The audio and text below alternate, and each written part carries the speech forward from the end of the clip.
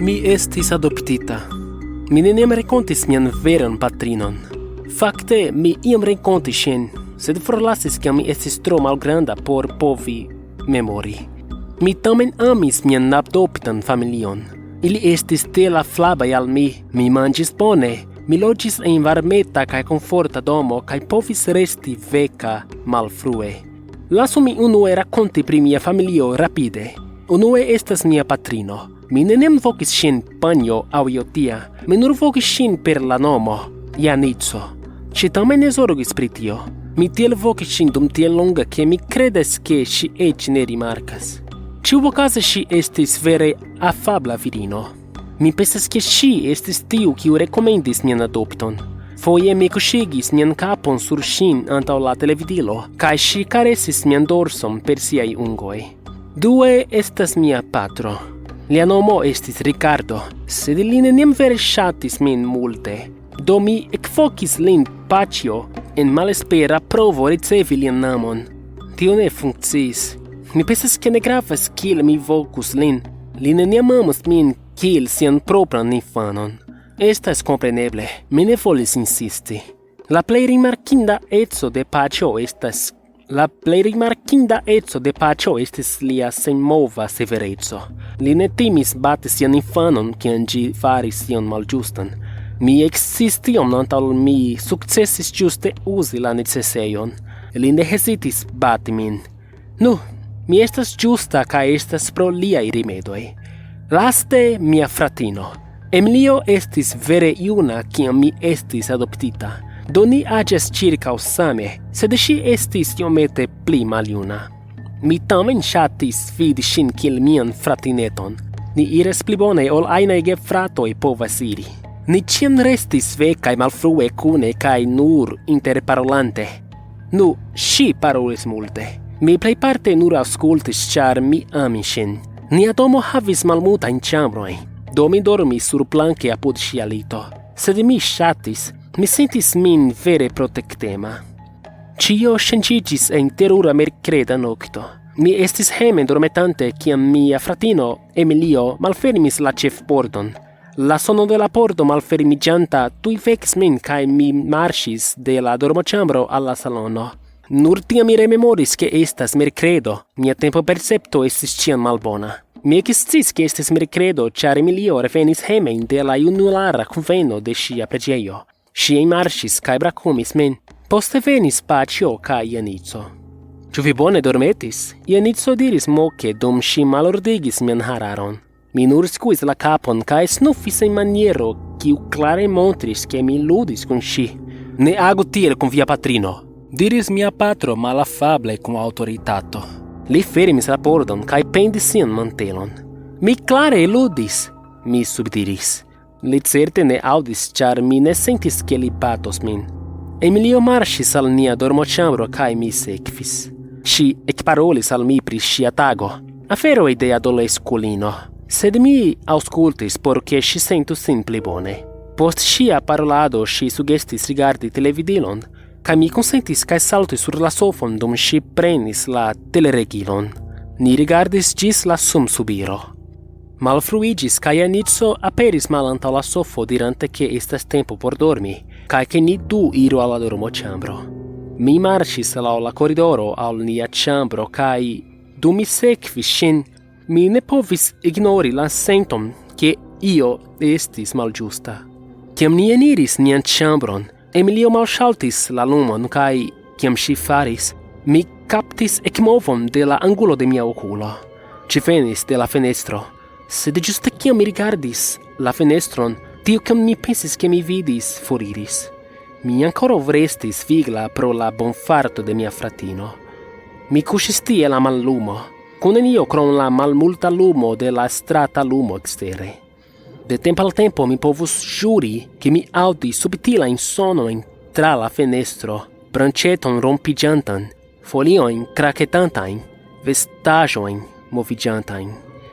Kaj la tutan tempon mi ekflaris malfortan odoron de ŝvito kaj sango.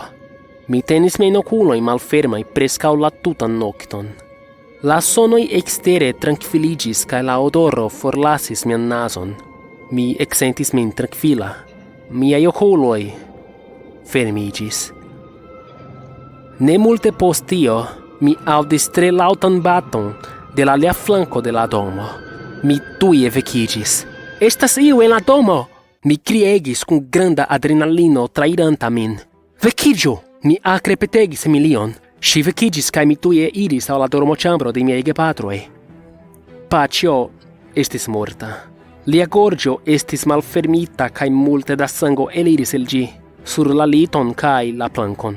Mi vidis che la pordo de la necesseio estis malfermita cae recte antal gi, exterre, estis viro.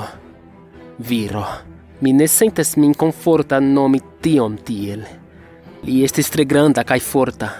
Li turnis sin cae vidis min, cae tiam mi bone vidis lin por la unua foio. Mi ne forgesos tion.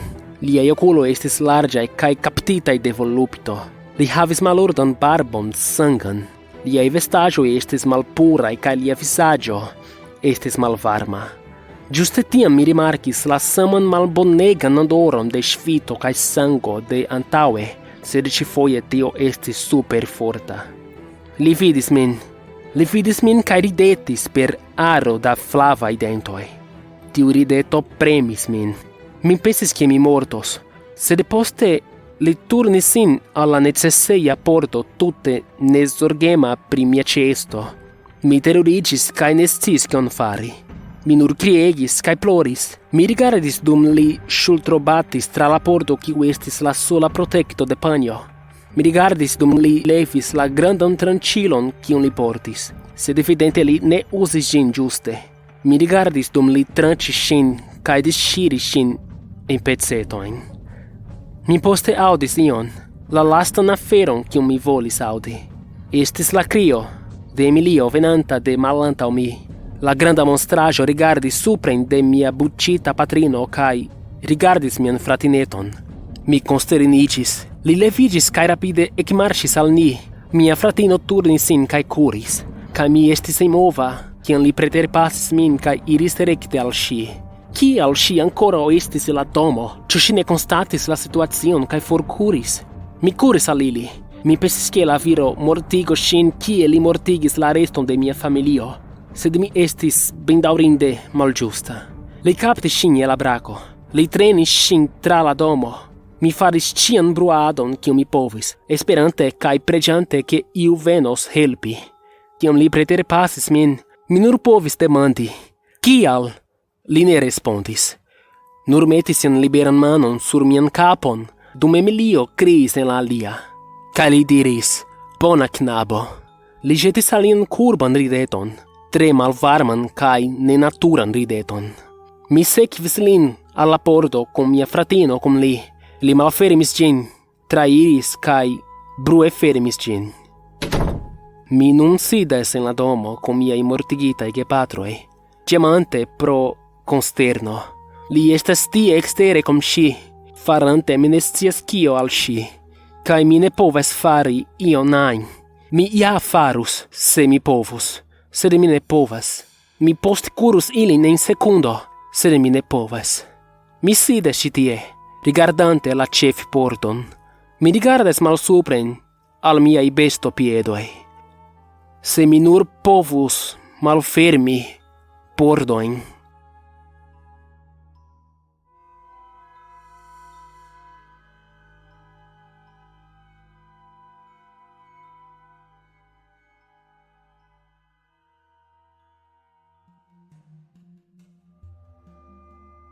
Saluton, mi estas Erikso. Ne forgesu lasi ŝaton en ĉi tiu filmeto.